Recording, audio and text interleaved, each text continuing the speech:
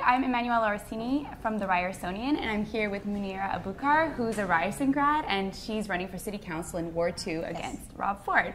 So Munira, can you tell us a bit about how you got into this political career and what made you decide to run for City Councillor?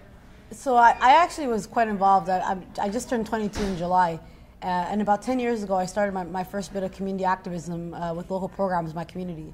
I'm a lifelong resident of Ward 2. I was born and raised there. It's the first community my parents settled in when they came to Canada. So when I was 12, I had really taken the opportunity and really, took a leap of faith to start a community program, a local tutoring program in my community that still goes on today, a Project R7.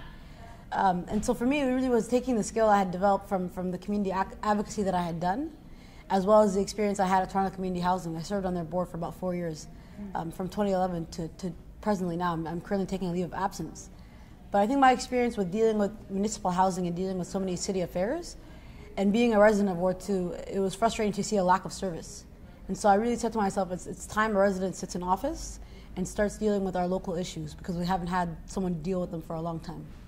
So how did Ryerson influence your campaign? In more ways than one. When I was here, I took criminal justice. The program underwent some changes and changed the name to criminology.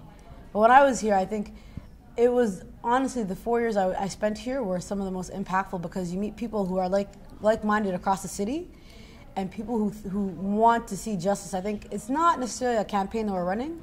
It's more of an educational and justice-based platform. I think for us, it's really a matter of if you see an injustice in the city, and we've seen many injustices with the current political administration, it's a matter of correcting the injustice and really taking it upon yourself to be those who stand up to ill will and ill justice.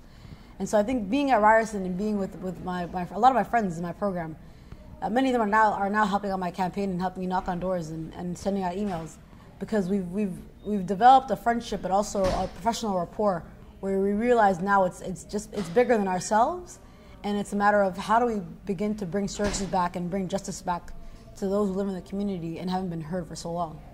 So we have a lot of activists at Ryerson. It's crazy. That's true. And so have you encountered any crazy or funny stories while you've been canvassing and knocking on doors? We have. We had some interesting ones. I think every day we debrief, my team and I debrief, because we're kind of like, it's always something new. So you'll have anywhere from like someone asking us to watch their kids for 2 minutes to like, hey, there's an ice cream truck downstairs. Let me get you guys ice cream, to like, so we recently had a resident. She was a really interesting, a woman named Margaret. She's an 86-year-old resident who lives, 3 minutes down the road from myself. And so she offered to like give us a basket of apples. So it's like you'll come across anything when you canvass, but it's always been positive. I think that's always what we want to reaffirm, is that even the experiences are kind of interesting and like new, they've always been positive. We haven't had like really negative experiences, it helps, I think, especially considering all our volunteers are young.